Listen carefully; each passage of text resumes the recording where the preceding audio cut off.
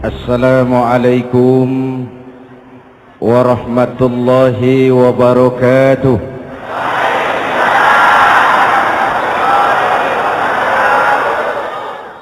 Alhamdulillah wassalatu wassalamu ala Rasulillah Sayyidina Muhammad ibn Abdullah wa ala alihi wa sahbihi wa mawalah, amma ba'du. Saudara-saudara kaum muslimin di seluruh tanah air, hari-hari pada minggu akhir Ramadan kita bersama-sama menyaksikan sebuah fenomena tentang pindahnya kegiatan umat dari masjid ke pasar, dari masjid ke terminal, dari masjid ke stasiun, dari masjid ke bandara. Apa boleh buat, itulah wajah kita. Bahwa lebaran artinya mudik, bahwa lebaran artinya baju baru dan makanan. Lebaran berbeda dengan Idul Fitri. Lebaran adalah tradisi yang setiap kita boleh ikutan. Siapa saja boleh ikut lebaran, tapi tidak tiap orang bisa merayakan Idul Fitri. Mau puasa atau tidak puasa, boleh lebaran. Tidak dilarang sama petugas keamanan. Mau ibadah Ramadan atau tidak melaksanakan ibadah Ramadan, boleh ikut lebaran. Tapi tidak berarti merayakan Idul Fitri, karena selalu ada kos dari apa saja yang kita lakukan. Saya mau cerita, mau dengar nggak? Ada dokter gigi, dokter baru. Satu sore praktek, pasiennya 4 orang nunggu duduk jejeran. Dipanggil pasien pertama, diperiksa, berlubang giginya, dicabut tanpa dibius. Namanya dokter baru. Pasien ini teriak, aduh sakit dok, tidak kuat, sakit. Teriakannya keras sekali. Pasien yang 3 orang yang nunggu gemeter, lari semua. Selesai dicabut, diobati, selesai, tanya, sudah selesai dok? Sudah mas. Berapa biayanya? 200.000. Loh, biasanya kan 50.000, kok 200.000? Biasanya sih memang 50.000, tapi siapa suruh kau teriak? Yang 3 lari.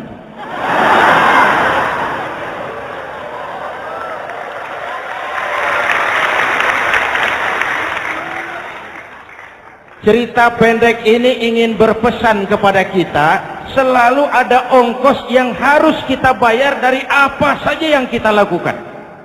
Mau ibadah atau tidak, mau jadi orang baik-baik atau jadi bajingan paling tengik, mau berbuat salah atau berbuat soleh, selalu ada kosnya, selalu ada ongkosnya. Kita bicara kembali kepada fitrah, Idul Fitri. Bagaimana caranya? Pertama, saya ingin mengutip bagian pendek dari ayat 185 Al-Baqarah. Walitukmilul iddata walitukabbirullaha ala ma hadakum wala'allakum tashkurun. Ada 4 hal dari cuplikan ayat pendek ini. Pertama, walitukmilul iddata, hendaknya engkau sempurnakan jumlah bilangan hari puasamu. Berpuasa sebulan penuh. Sebulan penuh itu bisa 29, bisa 30. Pak, kalau beda pendapat bagaimana? Ada yang lebaran tanggal 5, ada yang lebaran tanggal 6. Hadirin, bagi yang punya kemampuan berijtihad, silahkan melakukan ru'yatul hilal. Bagi yang tidak, lebih aman ikut pesan Nabi. Apa pesan Nabi? Fa iza ikhtalaftum fa alaikum bisawadil a'zam ma'al haqqi wa ahlihi. Kalau kamu berbeda pendapat, ikut golongan terbanyak yang benar dan ahlinya. Jadi walaupun banyak, kalau tidak benar dan bukan ahlinya, tidak usah ikutin. Banyak benar dan ahlinya. Contoh, 100 insinyur berbeda pendapat dengan 10 kiai tentang doa kunut. Yang diikuti pasti 10 kiai, bukan 100 insinyur. Betul? Atau sebaliknya, 10 insinyur berbeda dengan 100 kiai tentang konstruksi jembatan. Yang diikuti tentu 10 insinyur, benar dan ahlinya. Maka yang paling aman, kita punya Departemen Agama. Departemen Agama punya ahli dari MUI, dari Nahdlatul Ulama, dari Muhammadiyah, dari Al-Wasliyah, dari Syarikat Islam, dikumpulkan melakukan ru'yatul hilal. Yang paling aman, dengerin saja pengumuman Departemen Agama.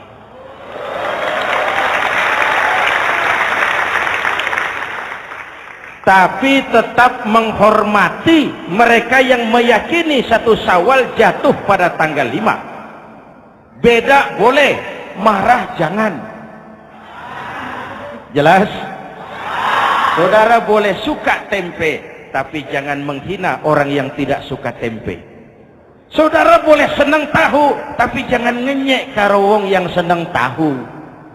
Hadirin yang saya hormati, walitukmilul iddata. Kalau mau kembali kepada fitrah, sempurnakan jumlah bilangan hari puasamu. Makna sempurnakan di sini 2. Sempurnakan 1 bulan penuh dan sempurnakan semangat puasamu. Walaupun Ramadan berakhir, puasa jangan selesai. Kenapa? Tangan kita masih tetap terus puasa dari mengambil yang bukan milik kita. Lidah kita walaupun Ramadan sudah selesai tetap berpuasa dari memfitnah dan menggunjing orang lain. Kaki kita walaupun Ramadan sudah selesai tetap puasa dari berjalan ke tempat yang tidak baik. Perut kita tetap berpuasa dari kemasukan barang-barang yang haram. Sempurnakan semangat puasamu. Sikap disiplin, sikap jujur, merasakan kehadiran Allah dekat dalam hidup. Nih contoh ringan. Tadi waktu asar dan zuhur, saudara sholat apa tidak? Sholat. Waktu sebelum sholat kan berwudu. Ketika berwudu kan berkemur. Umpama waktu berkemur itu saudara korupsi, sedikit saja airnya saudara minum, saya yakin jangankan petugas keamanan, teman wudhu sebelah pun tidak akan tahu kalau waktu berkemur saudara korupsi. Kalau selesai Ramadan ini diterjemahkan, insya Allah negara kita bersih, berkurang korupsinya.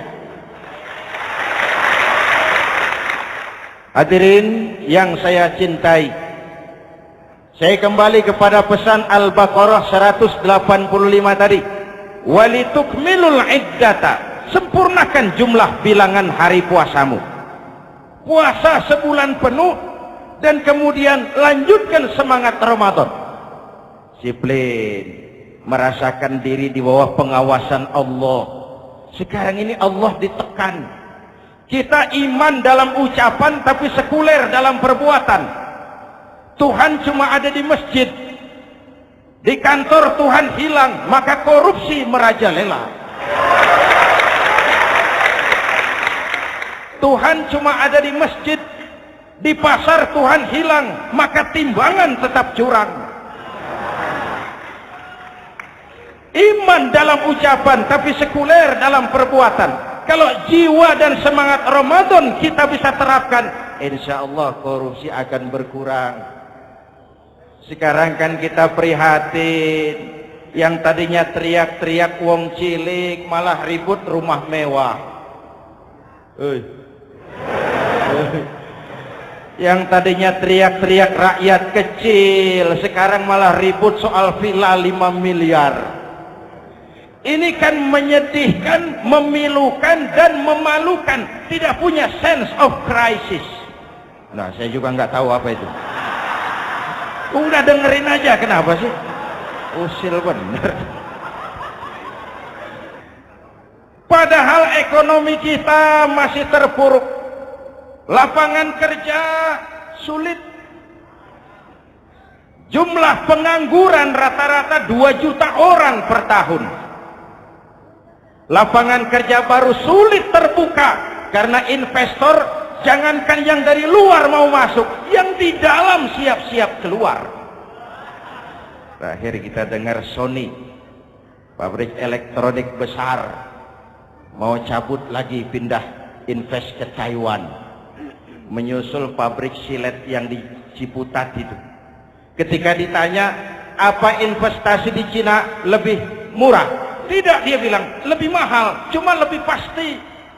Di Indonesia murah, cuma mejanya kebanyakan, biaya siluman, namanya siluman gak karu-karuan, keluar uang banyak, urusan tidak pasti, capek. Disahkan undang-undang penyiaran yang justru ditolak oleh masyarakat penyiar sendiri. Industri penyiaran bakal kolaps karena sekarang ini boro-boro mereka industri televisi mau break even point, mau pulang modal, dengan ke depan bisa bangkrut. Akibatnya bisa kita pastikan, jumlah pengangguran makin bertambah. Hadirin yang saya hormati, kita memang setuju jangan terlalu mengadopsi siaran-siaran televisi dari luar. Kita harus punya filter. Tapi pada sisi yang sama, kita juga harus memperhatikan lapangan kerja buat rakyat kita ini. Walitukmilul iddata, sempurnakan jumlah bilangan hari puasamu. Kalau jumlah hari puasa sudah sempurna, tuntunan yang kedua dari Al-Quran, walitukabbirullah, hendaknya engkau agungkan nama Tuhanmu. Takbiran. Takbiran itu bisa sendiri, bisa berjamaah, bisa di rumah, bisa di masjid, bisa di surau, bisa dengan pawai keliling, asal dilaksanakan dengan tertib dan tidak mengganggu lalu lintas umum. Prakteknya yang terjadi, pawai keliling itu mengganggu ketertiban umum, perang petasan, mengganggu lalu lintas. Terjadi macam, ada yang takbiran bawa bendera partai. Innalillahi wa inna ilaihi raji'un. Ini takbir politik. Hadirin yang saya hormati, kalimat takbir dalam kondisi kita, saya ingatkan kepada satu ungkapan Bung Tomo. Bung Tomo, pelaku sejarah, tokoh 10 November yang dikenal sebagai Hari Pahlawan, dalam satu pidatonya saya ingat pernah berkata, andai kata tidak ada kalimat takbir, ini ungkapan Bung Tomo, andai kata tidak ada kalimat takbir, saya tidak tahu dengan apa saya harus menggerakkan putra-putra terbaik bangsa untuk bangkit berjuang melawan penjajah.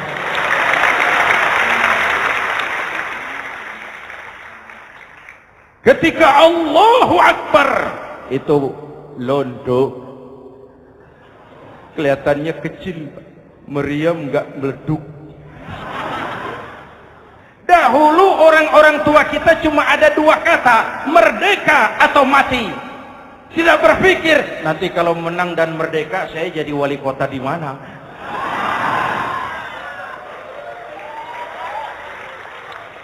Kalimat takbir, bangsa ini harus bangkit dari keterpurukan.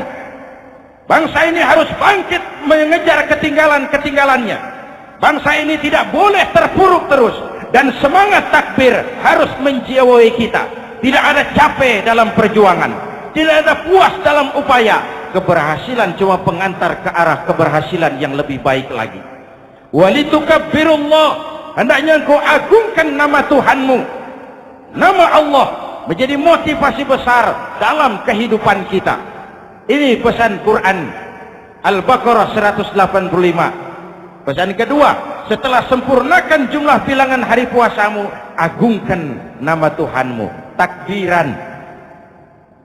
Kalimat takbir sendiri kalau kita lihat pada kalimatnya ada kata la ilaha illallah wahdah sadaqa wa'dah wa nasara 'abdah wa a'azza jundah wa hazamal ahzaba wahdah. Tidak ada Tuhan selain Allah, esa, tidak beranak, tidak diperanakan, wahdah, tidak bisa diumpamakan dengan apapun. Sadaqa wa'dah, Allah yang maha menepati janjinya. Wa nasara 'abdah, Allah yang maha menolong hambanya. Kalau bukan kebesaran Allah, berat berjuang Ramadan ini melawan musuh yang tidak nyata. Puasa itu kalau olahraga golep. Benar Pak, kalau tinju lawannya kelihatan. Betul. Sepak bola musuh kelihatan. Bulu tangkis kelihatan. Golf siapa musuhnya? Itulah puasa, menghadapi musuh yang tidak kelihatan. Itu lebih berat daripada perjuangan mengangkat senjata, lebih berat daripada berjuang mengorbankan harta. Tapi kalau di bulan Ramadan saja Rasulullah menang dalam perang Badar, itu harus jadi sumber motivasi. Dengan kalimat takbir, dengan keagungan Allah, bangsa Indonesia harus bangkit dari keterpurukan. Ibu bapak hadirin yang saya hormati, jadi bukan akhir Ramadan lalu sibuk beli baju. Boleh, tapi bukan itu yang utama. Laisal id bilibasin jadid, walakinnal id bita'atin yazid. Idul Fitri bukan pakaian baru. Idul Fitri adalah ketaatan yang meningkat, yang telah ditempa, digojlok, digembleng oleh Ramadan. Jadi kalau Ramadan rajin baca Quran, lalu selesai Ramadan sayonara Quran, latihan tidak berhasil. Ramadan rajin ke masjid, selesai Ramadan selesailah ke masjid. Awal Ramadan full house sampai ke halaman, akhir Ramadan cuma imam berdua tikar. Masjid kembali senyap, padahal masjid adalah pusat kegiatan umat. Saudara lihat dari sejarah, ketika hijrah ke Madinah, Rasul singgah di Kuba. Apa yang beliau lakukan? Membangun masjid.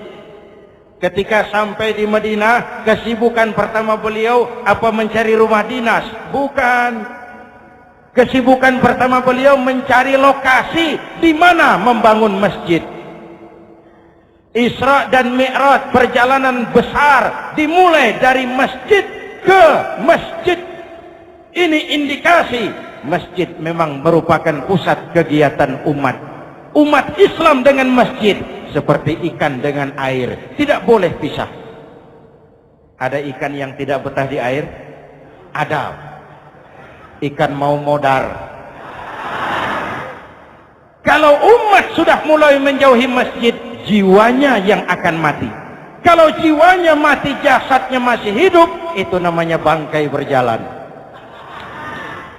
Walitukabbirullah, engkau agungkan nama Tuhanmu. Takbiran, setelah berjuang penuh membina takwa, mengharap ridho, mengendalikan nafsu. Ingat loh, puasa itu bukan menghilangkan nafsu, mengendalikan, menempatkan pada tempatnya. Manusia tanpa nafsu bukan manusia,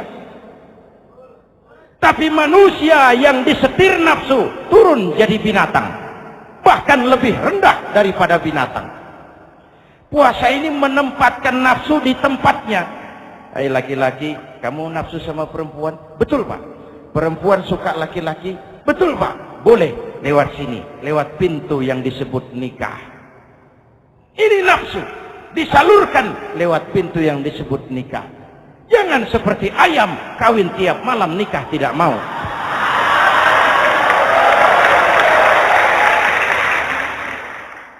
Hai manusia, nafsu kepada materi, kepengen kaya? Iya Pak. Boleh. Usaha yang halal, jual beli yang halal. Wa ahallallahu al-bai'a wa harrama riba. Allah halalkan jual beli. Jangan ingin kaya lalu makan renten, ingin kaya lalu korupsi, ingin kaya lalu buka peternakan tuyul. Manusia ingin berkuasa, boleh, tapi tetap punya etika dan moral.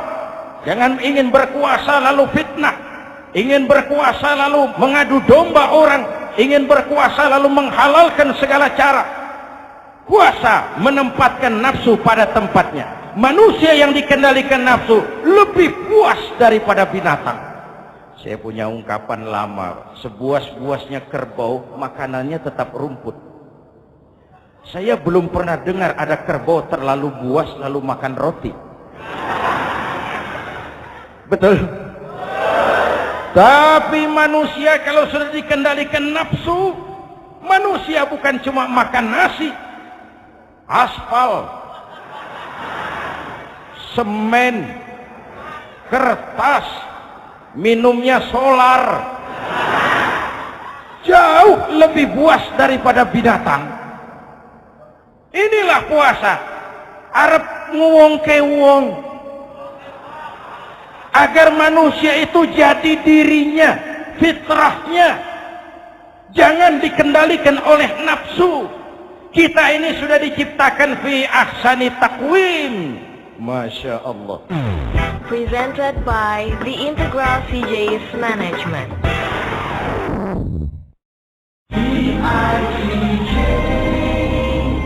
Hadirin, yang ketiga pesan Al-Baqarah 185 tadi. Setelah sempurna jumlah bilangan hari puasa, lalu mengumandangkan takbir, membayar zakat fitrah. Kenapa itu kita lakukan? Mengagungkan nama Allah. Ala ma hadakum. Agungkan nama Allah yang telah memberikan hidayahnya kepadamu. Masya Allah nih, hidayah, kita bersyukur. Hidayah ini hak prerogatif Allah. Diberikan kepada siapa saja yang dikehendaki oleh Allah. Kita bisa lihat dalam sejarah. Ada anak Nabi tidak mendapat hidayah, tidak terpanggil mengikuti kebenaran yang disampaikan oleh bapaknya. Namanya Kan'an, putra Nabi Nuh. Ada ayah Nabi bernama Azar, ayah Nabi Ibrahim. Putranya penegak tauhid, ayahnya produsen berhala. Ada istri Nabi, istrinya Nabi Lut, tidak mendapat hidayah, tidak terpanggil mengikuti kebenaran. Lalu Abu Jahal, Abu Lahab, paman Nabi, melihat Nabi, menyaksikan mukjizat, mendengar wahyu, melihat tutur kata Nabi, hidayah tidak datang kepada dia, maka mereka tidak terpanggil mengikuti kebenaran. Kita alhamdulillah keponakan Nabi saja bukan, mendapat yang namanya hidayah ini. Ini harus kita pelihara, kita jaga baik-baik, karena ini merupakan hak prerogatif Allah. Yahdi man yasha, diberikan kepada siapa saja yang dikehendakinya. Hadirin, sembari kita mengambil pelajaran tentang Kan'an yang tidak dapat, putra Nabi Nuh. Ini saya ngambil bagian cerita sejarah. Masih mau dengar? Nabi Nuh diberi umur 950 tahun. Berdakwah sepanjang hidup. 800 tahun beliau dakwah. Dapat pengikut tidak lebih 80 orang. Rata-rata 10 tahun satu. Yang dihadapi ini umat yang kurang ajar, bandel, bajingan, tengik. Kalau diceramahi, telinganya ditutup dengan tangannya. Ini saking kurang ajarnya ini umat. Diberikan dakwah, telinganya ditutup dengan tangan. Nabi Nuh ketika di puncak kesabarannya munajat, ya Rabb, bagaimana Nuh? Siang malam saya berdakwah kepada umat ini. Saya sampaikan risalahmu, saya canangkan seruanmu, saya sampaikan ajaranmu. Inni da'autu qaumi lailan wa nahara. Siang malam saya berdakwah kepada umat. Wa inni kullama da'autuhum ja'alu asabi'ahum fi adhanihim. Tiap kali saya sampaikan dakwah kepada mereka, mereka tutup telinganya dengan tangannya. Saya tidak sanggup menghadapi umat seperti ini, ya Allah. Habis mau kamu bagaimana, no? Sikat saja sudah semua ini. Bikin mati saja. Nanti kalau punya anak, anaknya kafir lagi. Lebih baik bapak moyangnya, mbah-mbahnya sikat semua. Rabbi la tazar 'alal ardi minal kafirina dayyara. Jangan disisakan orang kafir. Habisin semua. Itu mau kamu? Iya. Buat kapal Nuh, nanti aku turunkan banjir. Dengan apa saya membuat kapal, ya Rabb? Pakai kayu, Nuh. Kayunya dari mana, ya Rabb? Dari pohon tentu. Pohonnya belum ada, ya Rabb. Tanam dulu, Nuh.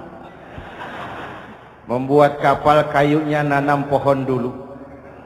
Apa artinya? Perjuangan bukan simsalabim abracadabra. Perjuangan bukan makan lombok, ini hari dimakan, ini hari pedas. Perjuangan itu proses. Ada keringat, ada air mata, ada darah, tempo-tempo nyawa. Itulah perjuangan.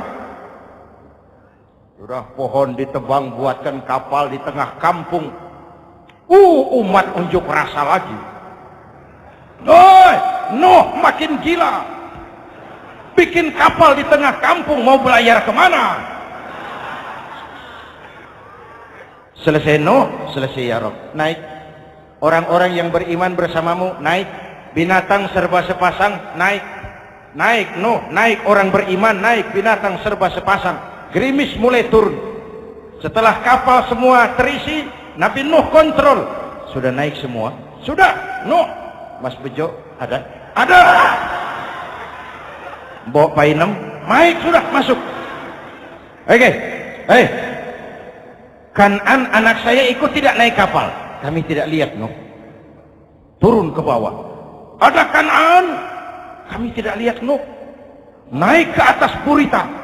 Kelihatan Kan'an tidak ikut naik kapal. Kumpul bersama orang kafir di daratan. Inilah potret kehidupan.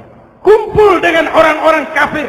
Berapa banyak anak-anak kita tidak mau ikut orang tuanya ke masjid. Kumpul dengan orang-orang kafir di tempat maksiat. Nuh karena sayang kepada anak, dari atas kapal memanggil, ya bunayyar kam ma'ana. Ya, ini bahasa orang manggil, Pak. Kan'an, kesini nak, naik kapal sama papi. Ini terjemahan bebas. Jawab Kan'an di bawah, tidak mau Pak, saya di sini saja.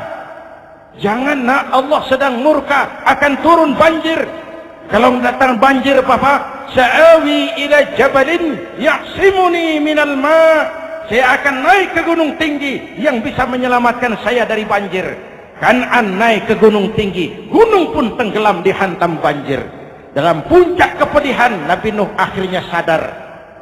Ya Allah, kalau orang kafir tenggelam, memang saya yang minta, tapi Kan'an kan anak saya.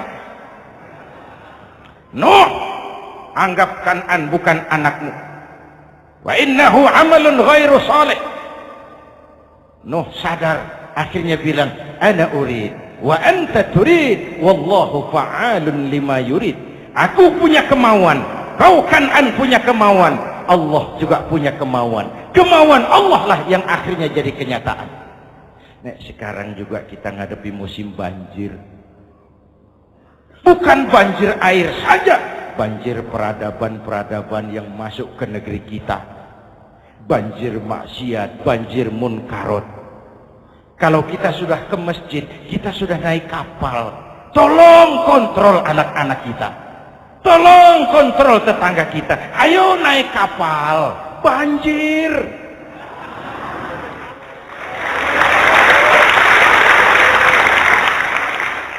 Ditutup ayat ini dengan wala'allakum tashkurun. Atas hidayah yang diberikan kepada kita, kita bisa melaksanakan ibadah Ramadan, bisa takbiran, dan diakhiri dengan ungkapan tasyakkur. Tasyakkur dan tafakkur, mensyukuri nikmat. Saya berulang kali mengingatkan, nikmat bisa berubah menjadi azab, kalau kita tidak pandai mensyukurinya. Bayangkan Pak, tahun 87-an kita itu jadi negara yang berswasembada pangan. Beras kita cukup untuk rakyat kita. Sekarang kita jadi pengimpor beras terbesar. Kita beli beras ke Vietnam, kita beli beras ke Thailand, ke negara-negara yang lebih kecil dari kita. Kenapa? Karena sawah kita tanami gedung dan beton. La in syakartum la azidannakum wa la in kafartum inna azabi lasyadid. Kalau kamu bersyukur, aku tambah nikmat. Kalau kamu ingkar, tidak pandai bersyukur, awas, azabku pedih. Maka ungkapan saya, orang kaya bisa masuk surga karena hartanya. Orang kaya bisa masuk neraka juga karena hartanya. Syukur apa tidak syukur? Pejabat bisa masuk surga karena jabatannya. Pejabat banyak yang masuk neraka juga karena jabatannya. Syukur apa tidak syukur?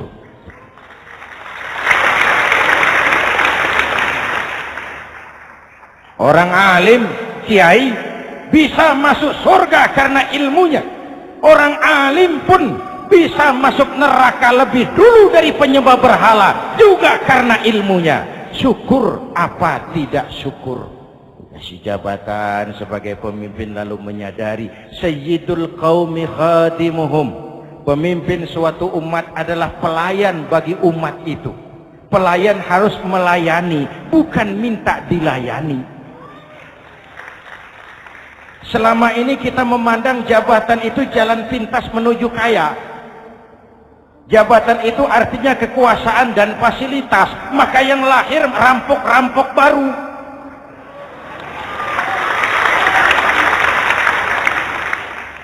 Jabatan adalah alat untuk pengabdian di tengah rakyat yang sedang susah, di tengah negara yang sedang terpuruk.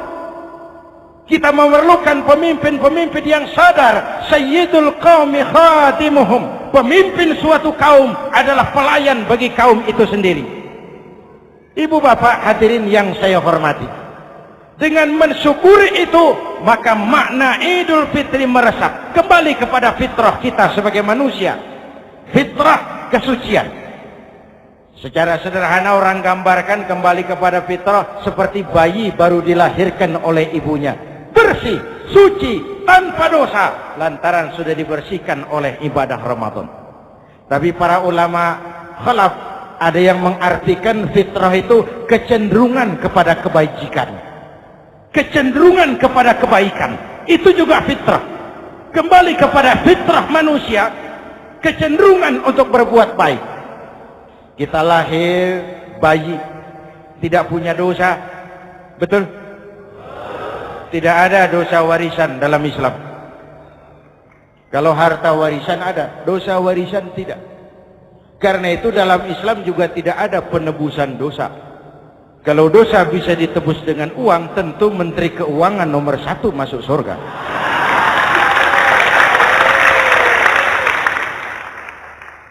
Dosa dalam Islam ditebus dengan taubat, langsung kepada Allah, sonder calo. Hadirin yang saya hormati, kembali kepada fitrah seperti bayi baru dilahirkan oleh ibunya, bersih, tidak punya dosa kepada Allah lantaran sudah dibersihkan oleh ibadah Ramadan. Soalnya kemudian kita kan tidak hanya bersalah kepada Allah, kita ini juga bergaul dengan sesama manusia, betul?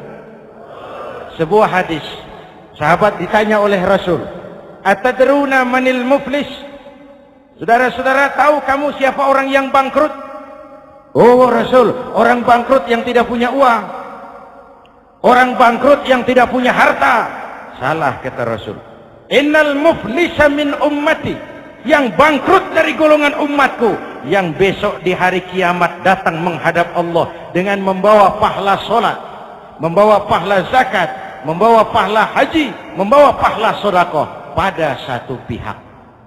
Sementara pada sisi yang lain sebelah kiri, orang ini juga datang membawa kesalahan karena pernah mencaci maki orang, pernah memfitnah orang, pernah memakan harta orang dengan cara yang zalim. Satu sisi bawa kebajikan, sisi lain bawa kesalahan. Kalau ini yang terjadi, bagaimana nasib kita, kata Nabi? Tuhan, ini pahala solat saya, ini solat yang wajib, ini yang sunnah, rawatibnya, nawafilnya. Datang orang, sebentar Tuhan, apa? Dia memang rajin solat, tapi saya pernah dicaci maki. Hancur nama saya, remuk hati saya. Di dunia saya tidak bisa membalas karena dia lebih berkuasa. Sekarang saya menuntut keadilan. Betul? Ya Tuhan, sini pahala solatmu, kasih orang yang kau caci maki. Tuhan, ini pahala puasa saya, yang wajib Ramadannya, sunnah 6 hari Syawalnya, Senin Kemisnya. Ini Tuhan. Datang lagi, sebentar Tuhan. Kenapa? Dia memang rajin puasa, tapi saya pernah difitnah tanpa benar, dicorengkan arang ke dahi, hancur nama saya karenanya. Saya menuntut keadilan karena di dunia waktu itu cuma banyak pengadilan, tapi tidak ada keadilan. Benar? Benar. Pahala solatmu kasih orang yang kau fitnah. Tuhan, ini pahala zakat saya. Datang lagi, Tuhan, dia memang suka zakat, tapi korupsinya lebih besar dari zakatnya. Nuntut keadilan. Sini, pahala zakatmu kasih. Kalau habis pahala kebaikan, orang yang menuntut masih banyak, diambillah dosa orang yang kita sakiti, diberikan kepada kita. Pahala dipreteli, dosa diberikan. Apa enggak bangkrut? Ibarat orang dagang, modal habis, tagihan hutang datang terus. Kenapa? Orang ini cuma baik hubungannya kepada Allah, tapi tidak baik hubungannya dengan sesama manusia. Karena itu, dalam konteks dengan fitrah, manusia makhluk yang fitrah. Apa fitrah itu? Pertama, manusia makhluk yang bertuhan. Itu fitrah. Mengingkari Tuhan, mengingkari fitrah. Yang kedua, manusia makhluk sosial. Zon politikan, itu fitrah. Kita tidak bisa hidup sendiri. Betapa dan siapapun kita memerlukan yang lain. Maka nuansa Ramadan intinya adalah silaturahmi. Nuansa Idul Fitri silaturahmi antar sesama kita. Ada baiknya saya ingatkan lagi sebuah hadis. Masih mau dengar?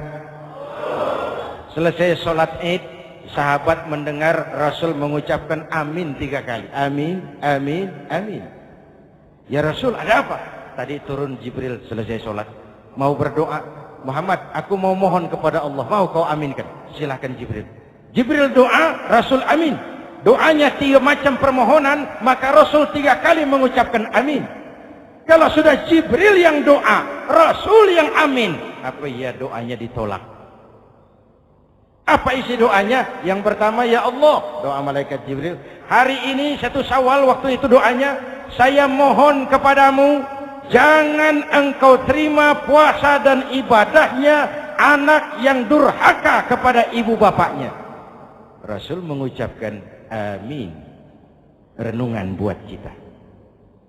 Itu sebabnya barangkali sesibuk-sibuk di Jakarta masih mau mudik nemui orang tua.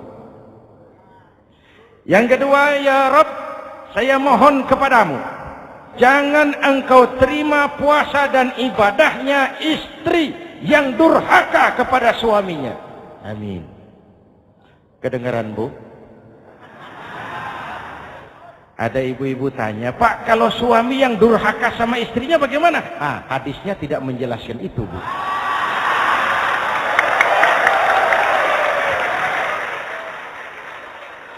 Lo menang sendiri. Yang jelas suami itu presiden rumah tangga, dimintakan tanggung jawab tentang istrinya. Nah istri swargo manut neraka katut. Ketika pulang Isra Mi'raj saja Rasul bercerita, aku diperlihatkan neraka. Neraka ya Rasul? Iya. Lalu aku lihat isinya kok kebanyakan perempuan. Perempuan. Laki bagaimana? Laki juga tidak sedikit.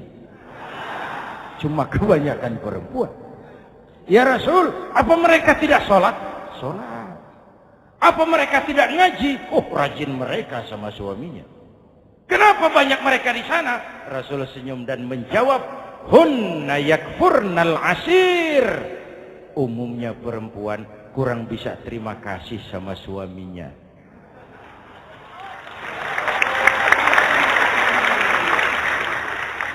Ini penyakit turunan.